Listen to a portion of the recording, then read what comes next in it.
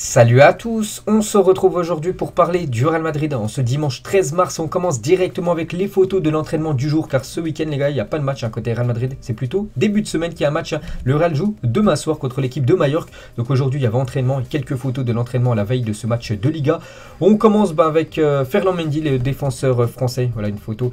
Défenseur gauche Ferland Mendy, on peut voir aussi Camavinga, Toni Kroos, Karim Benzema toujours ganté avec le bonnet. Il fait toujours froid du côté de Madrid. On est toujours que début mois de mars, donc voilà, les températures sont pas très hautes. On peut voir Gareth Bale, Isco, une petite info concernant Isco, c'est ces derniers mois du côté du Real. N'oubliez pas qu'il devrait normalement rejoindre l'équipe du FC Séville en fin de saison gratuitement vu qu'il est en fin de contrat. On peut voir aussi Vallejo de dos, le défenseur espagnol, Mendy, Asensio, Jovic, qu'on voit peu, Jovic avec un Karim Benzema XXL. Comment veux-tu que Jovic ait du temps de jeu, c'est très très compliqué pour lui. Peut-être le mieux pour lui serait un départ pour avoir du temps de jeu dans le futur, surtout qu'on annonce quand même des grands attaquants pour l'été prochain. Donc Jovic, c'est quand même, on peut dire, complètement barré son aventure à Madrid. Ceballos, on peut voir aussi, je crois que c'est Rodrigo de dos, voilà, en mode il est au duel avec le joueur Isco, Casemiro. On peut voir aussi Eden Hazard, Marcelo. Donc bien sûr tout le monde était présent à l'entraînement. Il y avait aussi une partie de l'entraînement en salle. Voilà un peu renforcement musculaire pour les joueurs madrilènes. Et on va parler du prochain match du Real Madrid. C'est demain. Voilà, demain soir, lundi. C'est plutôt original comme horaire pour jouer, surtout pour l'équipe du Real Madrid. Donc ça sera contre l'équipe de Majorque en déplacement. Donc c'est un match de Liga. Donc après ce match il restera plus que 10 matchs de Liga. Donc c'est le sprint final bien sûr pour remporter ce championnat espagnol. Et Kubo, joueur japonais du Real prêté à l'équipe de Majorque, donc futur adversaire du Real. Tous les matchs sont importants, mais bien sûr c'est spécial pour moi d'affronter le Real Madrid. Et il a aussi dit, dès que le club décidera de me donner l'opportunité, j'essaierai de montrer tout ce que je peux faire. Mon objectif a toujours été de faire partie de l'équipe du Real Madrid. Donc j'en avais parlé il y a quasiment 2 semaines, que le Real Madrid comptait conserver tout simplement Kubo la saison prochaine et ne pas le reprêter à une autre équipe de Liga ou même à l'étranger, mais vraiment le conserver et l'intégrer dans l'effectif du Real. Bon, il ne sera certainement pas un titulaire du côté de Madrid, mais le faire grappiller quelques minutes de temps de jeu. Je pense à Rodrigo, même Camavinga qui joue de temps en temps. Voilà, ça sera un peu la même situation pour le jeune Kubo la saison prochaine. Le programme du coup du Real, donc demain, voilà, à 21 h à Majorque, Real Madrid. Et dimanche prochain, là, dans une semaine, jour pour jour, c'est le Classico. Le Real Madrid reçoit l'équipe du Barça. Après, par exemple, le 17 avril, il y aura le FC Séville contre le Real Madrid, ou même le 8 mai, donc longtemps après, Atlético contre le Real Madrid. Donc là, il y a, voilà, c'est le programme. On peut voir que la Liga, bien sûr, il y a encore 2 affiches de Ligue des Champions. Minimum, bien sûr, il y a les quarts de finale qui n'ont toujours pas été tirés. On ne connaît toujours pas le futur adversaire. On connaîtra le futur adversaire, c'est vendredi prochain. Et dès qu'on connaîtra le futur adversaire, on pourra intégrer bien sûr ces 2 affiches dans le programme et le calendrier madrilène. On revient sur le dernier match du Real, cette remontada contre l'équipe du PSG. 350 matchs pour Toni Kroos sous le maillot blanc, sous le maillot du Real Madrid. Félicitations au milieu allemand. Eden Hazard sur le ballon du triplé de Karim Benzema. Vous savez que Benzema est reparti avec le ballon du match, avec il inscrit un triplé. KB9, je t'aime, une petite signature de Eden Hazard. Donc voilà, il apporte tout son amour, Hazard, l'attaquant français. Toujours avec Benzema au lendemain de cette magnifique victoire du Real Madrid 3-1 contre le PSG. Donc il a été interviewé par la chaîne Real Madrid TV. Ça a été une soirée inoubliable pour la qualification, l'ambiance et les buts. Donc quelques déclarations que vous pouvez retrouver, par exemple l'interview, vous pouvez la retrouver sur le site officiel du Real Madrid. Donc je vais vous donner quelques déclarations de KB9. C'est un rêve déjà d'avoir dépassé Di Stefano. Donc Di Stefano était à 308 buts inscrits du côté du Real. Maintenant Benzema avec son triplé 309. Donc un but de plus que la légende Di Stefano. Donc il dit car c'est une légende. Être à sa place me rend très fier, très heureux et me donne de la force pour aller encore plus loin. Et c'est pourquoi pas d'aller accrocher le record de Raoul qui a 323, donc à peu près 17 buts, je crois à peu près, du record de Raoul, le deuxième meilleur buteur de l'histoire madrilène. Benzema toujours, j'ai signé au Real Madrid en premier lieu pour gagner des titres. Je n'avais pas prévu de marquer des buts comme je le fais en ce moment, mais j'ai toujours voulu rester gravé dans la mémoire des gens, des Madridistas, et je pense être sur la bonne voie. On pense tous, bien sûr, il est sur la très très bonne voie pour devenir une légende, même si pour moi c'est déjà une légende du côté de Madrid. Au sein d'une équipe, il y a toujours des joueurs qui peuvent faire la différence, mais on ne peut pas le faire seul. On a besoin de l'aide des coéquipiers. Je parle toujours de mon équipe car je sais que si elle est à son meilleur niveau, je le serai aussi. Voilà ce qu'il dit, bon, c'est plutôt logique, bien sûr, ce que dit Benzema. Toujours avec lui, ce que je veux, c'est gagner des trophées, car je sais que si je gagne des trophées, je marquerai beaucoup de buts ensuite quand je serai plus proche du record de buts de Raoul, 323. Nous pourrons parler. Maintenant, il faut continuer à travailler, bien sûr, et essayer de gagner le plus de matchs possible. Lui, il pense déjà remporter un match que marquer des buts. Voilà, marquer des buts, c'est secondaire, bien sûr. L'objectif à chaque match pour Karim Benzema, c'est tout simplement la victoire. Il parle aussi de ce match contre le PSG. Je ne sais pas si le match contre le PSG est mon meilleur au Real Madrid, car je me souviens aussi de la finale de la Ligue des Champions contre Liverpool en 2018. Si c'est le cas, c'est par rapport aux 3 buts inscrits dans un match très important. Voilà, quand même, le Real Madrid était très mal embarqué. Le PSG avait plus de goal average par rapport à Madrid. Puis du coup, c'est bien le Real Madrid qui s'est qualifié pour la suite de cette compétition. Et quand je suis arrivé à 21 ans, n'oubliez pas qu'il a 34 ans maintenant, Benzema, ça fait plus de 13 ans quand même qu'il est du côté de Madrid. Je ne savais pas ce que signifierait rejoindre le meilleur club du monde, mais dans ma tête, j'avais toujours pour idée de vouloir réussir un jour au Real Madrid. Et ça fait 13 ans qu'il est là. Il a toujours été quasiment titulaire tout le temps. C'est vrai qu'il y a eu beaucoup quand même de numéro 9. Je pense à Higuaín, je pense à Chicharito, je pense à, il y a eu qui dans le passé, Adebayor aussi qui était venu. Il y a eu Jovic. Il y a eu tellement de numéro 9 les gars qui sont venus au Real Madrid, toujours en concurrence avec Benzema. Et c'est Benzema à chaque fois bien sûr qui était sur le terrain pour vous montrer que régulier est vraiment un très très grand joueur de mettre tous ces autres grands buteurs sur le banc à chaque fois. Et quelques déclarations cette fois-ci de David Alaba au lendemain aussi de cette magnifique victoire. Donc tout d'abord il revient sur Benzema. Tout le monde sait combien Karim est important, il a décidé du match avec un triplé, mais son charisme, sa puissance et son leadership sont également très importants. C'est un joueur de classe mondiale, espérons qu'il marquera un triplé maintenant en quart de finale contre le futur adversaire de Madrid. Je savais de par mes précédentes visites au Bernabéu, quand il joue avec le Bayern, que c'était un stade qui peut développer une puissance qui lui est propre. Les supporters nous ont encouragé, tout le monde, tout le match, et nous avons su les récompenser. C'est une soirée magique, ce qui s'est passé mercredi du côté du Bernabéu. Il a aussi dit, même après avoir encaissé un but, nous sommes restés calmes et avons continué à presser. Lors de ma première saison à Madrid, je ne voulais pas me faire éliminer dès les 8e de finale, bien sûr. Donc ça sera au moins les quarts de finale, voire plus, pourquoi pas la gagner cette saison pour Madrid. Il dit, depuis le match aller à Paris, nous avons cru tous les jours que nous attendrions les quarts de finale, et bien sûr nous sommes très heureux de l'avoir fait. Voilà, c'est toutes les déclarations de David Alaba. Et si nous continuons à jouer comme nous l'avons fait contre le Paris Saint-Germain, nous pouvons battre n'importe quelle équipe en Europe. Bon, après je trouve quand même que voilà, par exemple le Bayern et Manchester City, pour moi c'est vraiment un autre level que par exemple l'équipe du Paris Saint-Germain. Vraiment là c'est quand même les meilleures équipes au monde, les deux. Je l'ai dit, Bayern, Manchester City, là ce serait très costaud quand même d'affronter ces deux équipes. Et on revient voilà sur cette célébration qu'il a fait avec la chaise. Je vous l'avais partagé il y a quelques jours les gars, cette photo de David Alaba. Il a dit, c'est bien d'essayer de nouvelles célébrations de temps en temps, et la chaise allait bien. Je n'y ai pas trop pensé, j'ai juste donné libre cours à mes émotions. Avec une remontée aussi spectaculaire, on peut devenir fou. C'est pour ça tout simplement qu'il a levé la chaise, comme s'il levait le trophée de la Champions League. On va parler de Vini Junior, et contre Paris, Vini est impliqué sur les 3 buts. Sa vélocité et sa capacité à déséquilibrer sont un atout clé dans le jeu du Real Madrid cette saison. Il a inscrit 16 buts et délivré 10 passes décisives. C'est vrai que sur les 3 buts, il n'a pas été à chaque fois passeur D, mais à chaque fois c'est lui qui touchait quasiment le ballon, on va dire 5-6 secondes avant le but. Donc voilà, grâce à sa vitesse, sa vélocité, tout ça, il a fait énormément de mal à cette équipe du Paris Saint-Germain.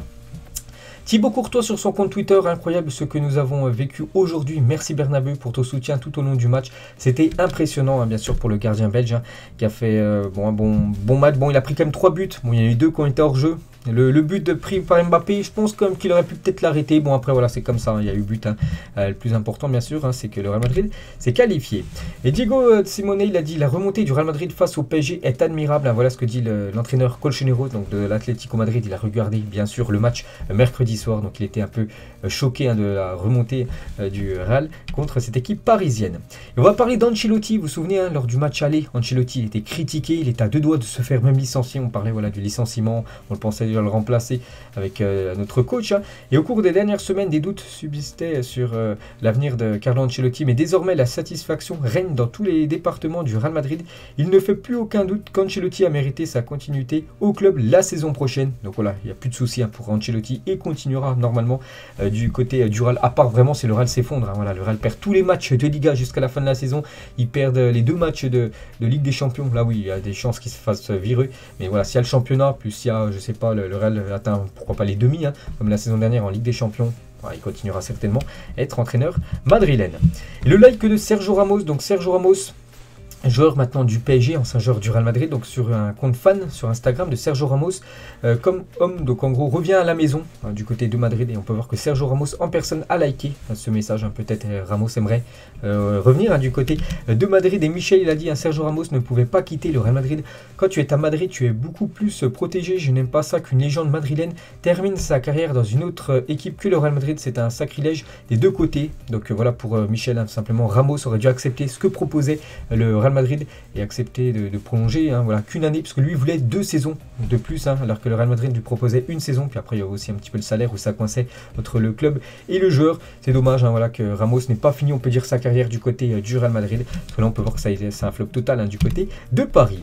Et on va parler cette fois-ci de Kylian Mbappé, et ça c'est une bonne nouvelle pour le PSG. Donc tout d'abord, l'été dernier, c'est une bonne nouvelle bien sûr pour le Real plutôt. Donc l'été dernier, le Real Madrid a offert 180 millions d'euros au PSG pour recruter Mbappé, mais Nasser a refusé pour gagner la Ligue des Champions avec Mbappé. Du coup, ce qui s'est passé là les mois qu'on suivi, donc le Real Madrid a économisé du coup 180 millions d'euros, vu qu'ils n'ont pas acheté Kylian.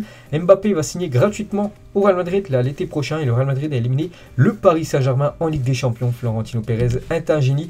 Et du côté de Paris, donc voilà, le PSG tente le tout pour le tout pour essayer de conserver Kylian Mbappé. Mais voilà, ça va être très très compliqué. Même avant le match, même avant le match 3-1 mercredi, je disais déjà avant que pour moi, Mbappé, s'il aurait voulu prolonger au PSG depuis longtemps, il aurait prolongé. Pourquoi il attendrait les derniers mois? C'est même plus une question d'argent, parce que voilà, le PSG lui propose vraiment des contrats en or. Donc il aurait pu accepter depuis longtemps. Voilà, Mbappé, les gars, n'a pas prolongé depuis pas mal de temps. C'est parce qu'il veut rejoindre l'équipe du Real. Je le disais déjà avant. Voilà, ce match mercredi, je le dis encore plus là maintenant avec ce qui s'est passé mercredi. Donc mission impossible pour le PSG de conserver tout simplement le joueur Kylian Mbappé. Hier, la une journal Marca, donc eux, ils n'ont pas mâché leurs mots. Donc c'est la une. Mbappé va signer au Real Madrid la semaine prochaine. Voilà, c'est directement ce qui est marqué en titre sur cette une du journal Marca. Hier en Espagne, la signature de Mbappé au Real Madrid sera bouclée la semaine prochaine, assure le journal Marca, bien sûr. Donc l'objectif est que l'accord soit signé avant vendredi, donc vendredi prochain, pour avoir un pré-accord. Donc il peut signer un pré-accord, donc il ne rejoindra pas bien sûr le Real Madrid dès vendredi prochain. Non, voilà, il va terminer, c'est obligé, sa saison du côté de Paris. Il rejoindra le club à partir du 1er juillet 2022, à la fin de son contrat. Et au Real Madrid, donc il touchera une prime à la signature située entre 60 et 80 millions d'euros sur Marca. Donc en gros, vu qu'il va arriver gratuitement, donc le Real va lui offrir comme une prime à la signature. Donc ça sera de l'argent qui ira directement sur le compte bancaire de Kylian Mbappé. Et son salaire net sera de 25 millions d'euros par an. Officialisation en fin de saison. Donc voilà, il rejoindra le club en fin de saison, mais peut déjà signer un pré-contrat, se mettre d'accord avec un club comme par exemple Niklas Süle, le joueur du Bayern Munich. Il a fait un pré-accord avec Dortmund à la fin de la saison. Il rejoindra l'équipe du Borussia Dortmund, c'est sûr, c'est officiel déjà. Ça sera la même chose pour Kylian Mbappé, va signer un pré-accord et rejoindra cette équipe de Madrid en fin de saison. Et le contrat d'après Fabrizio Romano, voilà, Marca valide, et Fabrizio Romano lui aussi valide. Il dit le contrat de Mbappé au Real Madrid est prêt, le club est confiant pour sa signature. Si Fabrizio Romano dit ça, c'est que voilà, c'est imminent, tout simplement, la signature de Mbappé. On ne voit pas ce qui pourrait changer, tout simplement. Et bien sûr en Espagne, donc ça jubile bien sûr. On peut voir les médias espagnols ont indiqué qu'avant le vendredi 18 mars, le champion du monde sera issu de l'équipe blanche, bien sûr cette équipe madrilène. Et même Romain Molina, donc il était en interview hier avec Alvaro Benito, donc un journaliste espagnol, une autre personne. Donc Alvaro Benito, il lui posait des questions, vont-ils continuer ou pas? Donc Nasser, le président, non. Leonardo, le directeur sportif, non. Pochettino, non.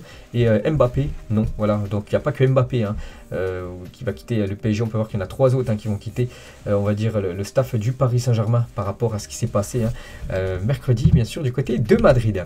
Donc cette photo, ça sera bien réel la saison prochaine. Karim Benzema avec Kylian Mbappé, en gros, les deux buteurs, mercredi, seront ensemble certainement sous le même maillot. Donc en plus, c'est 2 joueurs qui jouent ensemble aussi du côté de l'équipe de France. Donc ils vont se retrouver en Espagne. Et Benzema, les gars, sur Mbappé, il avait dit ça à la fin du match. Mbappé, c'est clair que Madrid le veut. Moi, j'aimerais qu'il joue avec moi aussi à Madrid. Après, il faut respecter parce qu'il joue encore, bien sûr, au PSG. Mais c'est à lui de voir ce qu'il veut faire. Et on sait tous ce qu'il veut faire, bien sûr. Mbappé rejoindre Madrid. Et ses parents étaient invités, donc son père et sa mère, pour assister au match. Et les parents de Mbappé étaient vraiment contents de la façon dont leur fils a été traité au Bernabeu. Donc, n'oubliez pas que les supporters du Real l'ont applaudi. Bon, pas quand il a marqué, bien sûr, pas quand il a marqué, mais quand ils ont annoncé son nom à la composition d'équipe. Voilà, il y a eu des applaudissements, tout ça. Donc il n'a pas été sifflé, Kylian Mbappé. Bon, peut-être après son budget, je me souviens pas de trop, quand même qu'il avait marqué contre le Real. Mais sinon, voilà, ses parents étaient vraiment bluffés quand même avec l'accueil pour leur fils. Donc c'est pour ça que bien sûr hein, tout est, les voyants sont ouverts en gros hein, pour que Mbappé rejoigne cette équipe madrilène. On va parler les gars d'une une aussi aujourd'hui en ce dimanche 13 mars hein, et ça parle de Luka Modric. Hein. Il y a un entretien pour renouveler. À Madrid, il pense que le renouvellement du contrat de Modric est acquis, mais l'accord doit être conclu. Donc la prolongation de Modric est vue comme acquise l'an dernier. Il n'a fallu que 5 minutes hein, pour parvenir à un accord. Hein. Ça s'est fait très rapidement. Cette fois, ça sera encore plus rapide, peut-être 1 minute 30, 2 minutes. Une discussion, un contrat, un stylo et c'est réglé. L'accord est toujours en suspense, mais devrait se régler très vite. Hein. Voilà. Le Real va conserver, bien sûr, Luka Modric encore, vu ce qu'il a montré. N'oubliez pas qu'il a 36 ans et vu encore ce qu'il a montré mercredi. Bien sûr, tu es obligé de le garder un tant qu'il est bon. Je pense qu'ils prolongeront Luka Modric, donc bien sûr, il prolongerait d'une saison supplémentaire. Donc là, il est en fin de contrat, en fin de saison, il devrait prolonger normalement jusqu'à juin 2023. Une photo les gars des joueurs du Real Madrid, donc c'était au lendemain de la victoire hein, contre l'équipe du PSG, donc il y a pas mal de, il n'y a pas tout l'effectif, par exemple Benzema je crois qu'il ne figure pas parmi les joueurs, on peut voir Courtois, on peut voir Nacho, Militao, même Valverde, des autres joueurs hein, du Real, mais pas tout le monde est là, donc ils ont dîné avec leurs femmes hein, dans un resto du côté de Madrid, hein, certainement pour fêter hein, cette qualification. Aujourd'hui en 1961, donc le 13 mars 1961, donc l'équipe du Real Madrid remportait sa 7e Liga, donc félicitations à cette équipe madrilène. On va féliciter aussi Thibaut Courtois, car il est élu meilleur joueur de la Liga du mois de février. Il y a quelques jours, je l'ai dit qu'il a été élu meilleur joueur du Real Madrid pour le mois de février, puis là c'est dans tout le championnat. Félicitations à lui, hein, simplement mérité.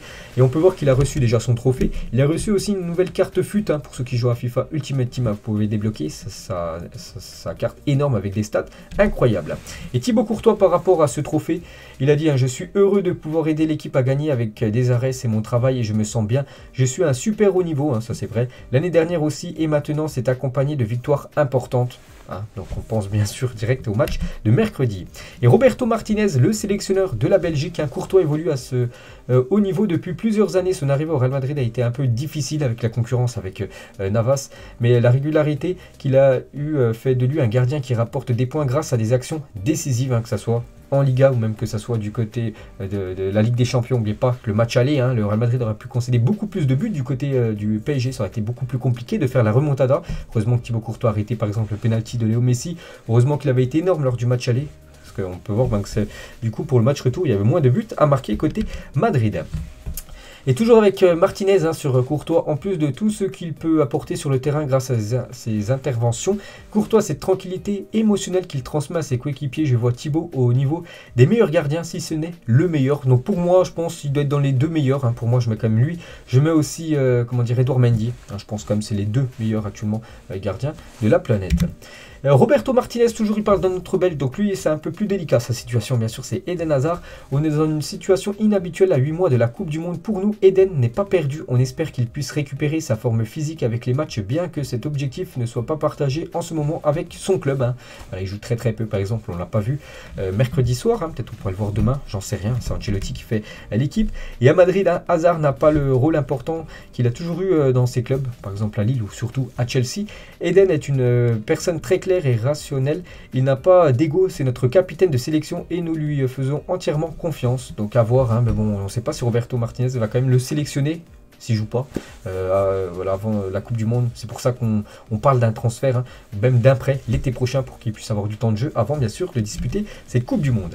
Un ancien joueur belge, il a dit Eden Hazard doit frapper sur la table, sa blessure est terminée depuis un moment mais il n'est même pas autorisé à jouer dans les derniers matchs, c'est une catastrophe. Un joueur qui vaut plus de 100 millions d'euros, que vaut-il maintenant? Bah, pas grand chose, hein. Je pense actuellement s'il serait vendu, déjà il a 31 ans Eden Hazard, il est de 91 en année et qu'est-ce que je veux dire, il joue peu, il a été beaucoup de fois blessé, il a été acheté plus de 130, 140 millions d'euros avec les bonus. Là, je pense, il partirait pour 20-25 millions d'euros, hein, pas plus. Le joueur Eden Hazard.